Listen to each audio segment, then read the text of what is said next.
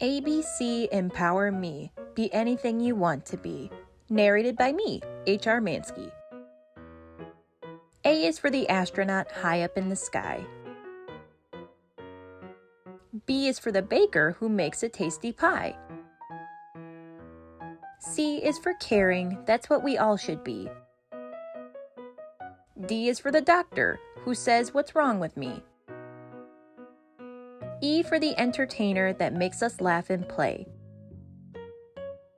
F is for the firefighter who saves us every day. G is for a giant from his head down to his feet. H is being helpful while crossing a big street.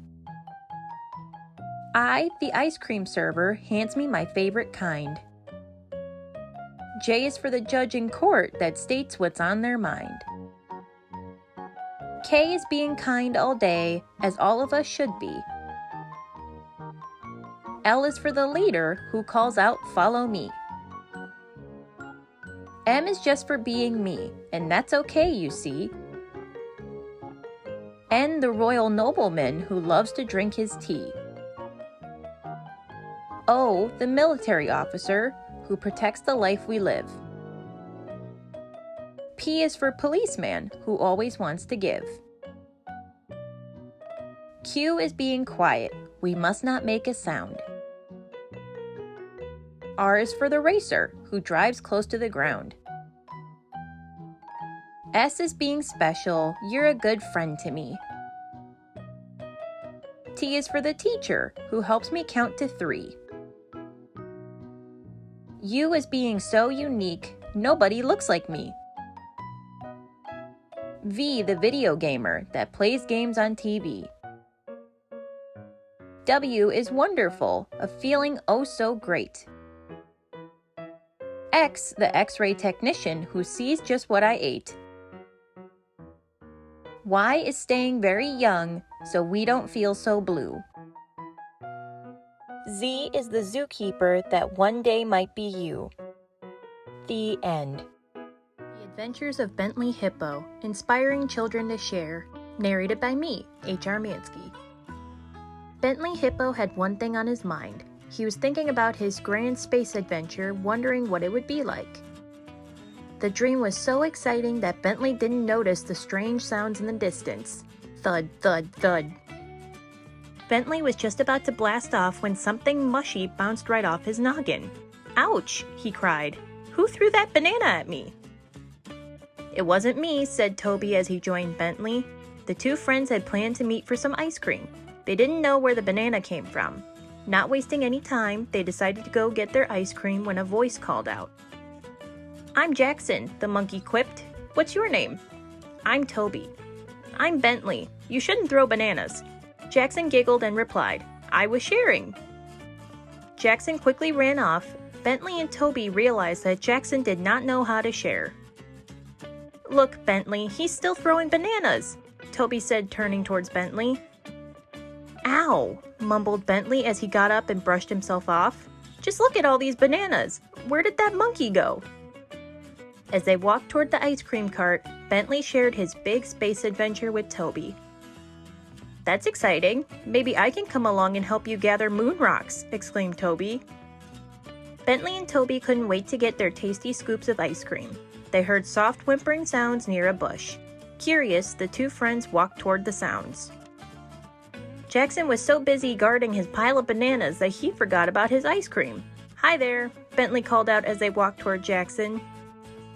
Jackson grabbed another banana. He gave it the perfect wind-up and...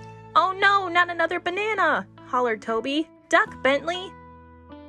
"Don't you want a banana?" asked Jackson. "We love bananas, but not thrown at us," replied Bentley. "We came over to share our ice cream." Jackson thought for a moment. "Please don't throw ice cream at me," begged Jackson. Bentley chuckled as he explained that sharing didn't mean they were going to throw ice cream at him. "Sharing's fun," smiled Toby. "Especially when you're not throwing things," giggled Bentley. "Look at all these flavors of ice cream. Why don't we share them?" suggested Toby. They shared their ice cream scoops so that each had a little of every flavor. Jackson was happy he learned something new. He handed a banana to Bentley and one to Toby. That's when Bentley got a great idea. Delicious banana splits, exclaimed Bentley with a smile from ear to ear.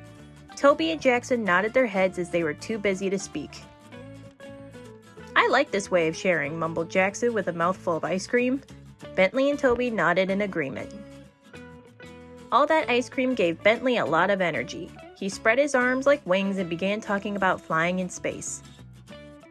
Toby and Jackson wondered what they might find in space.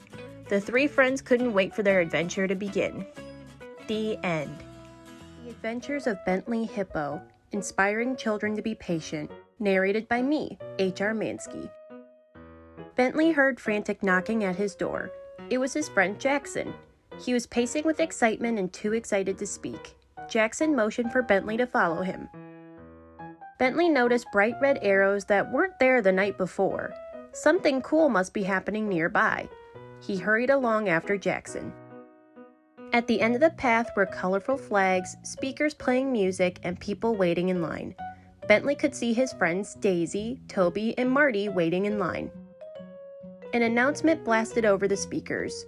Ride the big blue rocket. Marty looked at Bentley and exclaimed, "Get in line so we can ride together." For Bentley, nothing could be more exciting than going to the moon. But the line was long. Toby, Daisy, and Marty went to get ice cream for everyone while Jackson and Bentley saved their spot. When they had returned, the line had barely moved, and Jackson just couldn't stand still any longer. He ran to the front of the line and tried to sneak in, but he was caught and sent back. Jackson jumped around saying, "I have to know what's going on," as he waved his arms exclaiming, "All this waiting is torture." Smash! Jackson bumped into everyone like a ping pong ball and their ice cream fell to the ground. They were all shocked, but Jackson was too frustrated to notice what he had done. "I'm so excited," Jackson cried. He tickled Bentley's ear and said, Bentley, stop frowning. It's gonna be so much fun." But Bentley had just lost his ice cream. "Jackson," Bentley told him, "just stand still." "But I'm excited," Jackson argued. "We all are, but we aren't jumping around and trying to push in," replied Bentley. The ticket agent approached Bentley and his friends. Jackson looked away and whistled nervously. He hoped his actions didn't ruin things for everyone. The ticket agent warned them to settle down or they wouldn't be allowed on the ride. Bentley had to take a deep breath so he could be patient too. Then he began to help Jackson. "Jackson, it's unfair to jump in front of the line," explained Bentley, "and jumping up and down affected others." "I'm sorry," Jackson whispered. "I was just trying to see what was going on." Even though the ticket agent stood in front of Jackson, he still tried his best to sneak across the line. Being patient is trying to stay calm even when you're excited. You can talk to your friends, play I Spy, or take deep breaths to calm down. How about looking up at the clouds to find fun shapes? "I see a gummy bear," said Toby. "I see a bunny," exclaimed a little girl waiting in line. The ideas worked. Before they knew it, they were at the front of the line. Jackson stepped up to the agent holding the tickets. "I see you made it to the front," said the agent. Bentley and the others giggled. Jackson quickly held out his hand. "Not so fast," the agent replied. "Are you going to behave?" Jackson nodded so the agent handed everyone their ticket. But something wasn't quite right. Bentley read the ticket and Daisy noticed his expression. "Follow me," said the agent as he led them around the corner. There it was, the big blue rocket. But it wasn't a rocket at all. The blue rocket was a giant hot air balloon. "Hey, where's the rocket?" Jackson asked with frustration. But the balloon was beautiful and it was huge. Bentley's friends hoped he wouldn't be too disappointed because floating in a balloon isn't the same as riding a rocket. Bentley didn't mind at all. Jackson's excitement instantly returned. "It'll do! It'll do!" Jackson shouted as he rushed toward the basket. Jackson sprung forward but realized he was being impatient again. He looked at the others and asked, "Who wants to get on first?" Soon everyone was up, and away. "This ride is awesome!" exclaimed Toby. Daisy and Marty thought the kids below looked like ants. Jackson pretended to fluff the clouds. Bentley was glad that Jackson knocked on his door today. They all learned about patience, enjoyed some ice cream, and had a fantastic time sailing away in the hot air balloon. The End. The Adventures of Bentley Hippo, Inspiring Children to Accept Each Other. Narrated by me, 𝗕𝗢𝗄 𝗪𝗀𝗧𝗏. Bentley and his friends floated down in their hot air balloon. It landed near a pier and they jumped out. "Bentley, we have a surprise for you," a voice called out. Bentley's eyes widened. His new friends from the hospital were gathered holding a large banner. Bentley loved surprises. He was eager to find out what it was. He was so happy to see everyone, especially Julia with her big bright smile. But why were the children thanking him? Without hesitation, Jackson began to explain. "We want to thank you for being a great friend." Just as Bentley was about to speak, Jackson blurted out, "Look, Bentley, look! Turn around and look!" Bentley turned and could not believe his eyes. Up ahead was a rocket ship, a real one. "It's the space adventure, Bentley," Julia said. Bentley was so excited. His dream was finally coming true. "Whoopee!" Jackson hollered. "This is it! You're finally going to the moon! Just what you've always wanted! You never gave up on your dream, Bentley, and you never gave up on us," he grinned, leaping into the air. "You taught me how to share and be patient. You taught me about bullying and being kind. And you taught me to have hope and to never give up." Bentley felt proud. His face beamed. "I'm glad that I was able to help, but that's what friends do." Bentley was so excited he bounced from side to side. He cheered, he laughed, he danced. He had never felt so happy. Arriving at the gate, Bentley and his friends were greeted by a tall man in uniform. He looked at Bentley, then the others. He stared without saying a word. Bentley walked up the ramp, heard a click, and looked back. "Nobody else will be riding the rocket today," the man said. "Why not?" asked Bentley. The man began to speak.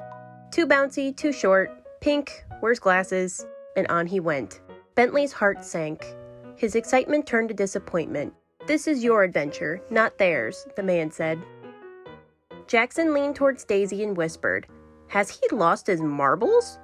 "Shh," replied Daisy. Bentley walked down the ramp with a confused look on his face. What kind of adventure would this be if he couldn't share it with his friends, he thought. "If you don't want to miss the adventure of a lifetime, you should get on board," the man said, pointing to the ramp. "My friends are more important to me," Bentley continued. "You're not being fair, and that's not okay with me." "Sharing this adventure with my friends will make it more special," Bentley continued. "Yeah, and who are you calling short?" blurted out Jackson. "You shouldn't pick on others because they are different. That wasn't very nice." "Do you see Jackson?" Bentley told the man. "He doesn't like name-calling, but even though he is short, he's very kind. Marty is darker than the other lions, and he wears a wig. Daisy is pink, which makes her look different, and sometimes she stutters, but she is super smart. Toby wears glasses. Billy has a prosthetic leg. Julia doesn't have any hair. I walk on 2 legs. All the other hippos walk on 4. We are all important, and we are all proud of who we are. I am me because nobody else can be me, and you are you. We are all unique, and without my friends, I'm not going. But let me ask you a question. How can you say no to this face?" Bentley smirked as Jackson showed off his biggest smile. The man thought for a moment as he glanced at Jackson. "You're right, Bentley. Going on this adventure with your friends will make it even more memorable," he said. "Skippity-doo! And don't forget to share just like we did with the ice cream," Jackson called out. The man looked over at Jackson puzzled. "Didn't you already say that?" he giggled. "And what ice cream?" "That's Jackson, and that's why we love him," Bentley said. "Being kind makes everyone happy, and I was very wrong to judge you all." "That's okay," Jackson replied as he bounced around. "Is there something you'd like to say?" Chuckling, the man said, "I think that the right thing to do is to let you all go." They climbed aboard the rocket. Jackson was last. He turned and waved to the man, inviting him to join them. The doors closed and off they went. It was an incredible ride. Everyone shared funny stories and gazed out at the stars. 7, 8, 9. "Jackson, what are you doing?" Julia asked. "I'm counting the stars." "Well, you missed a few," said the man. "That's okay. I'll just count them on our way back," he giggled. The ship landed. Bentley was bursting with happiness. He had never seen anything more beautiful. His dream had come true, and it was perfect. "This is awesome, Bentley," Toby called out. "I'm having so much fun. I can't wait for the next adventure." "What are we going to do now, Bentley?" asked Daisy. Smile! The end. Thank you so much for listening. If you enjoyed this video, be sure to like and subscribe, and be sure to check out the links in the description box. And if you're looking for a fun new book to read, check out my new book, 𝗕𝗢𝗢𝗍 Saves the Bees, an educational rhyming picture book about bee conservation for kids. I'll see you in the next story time.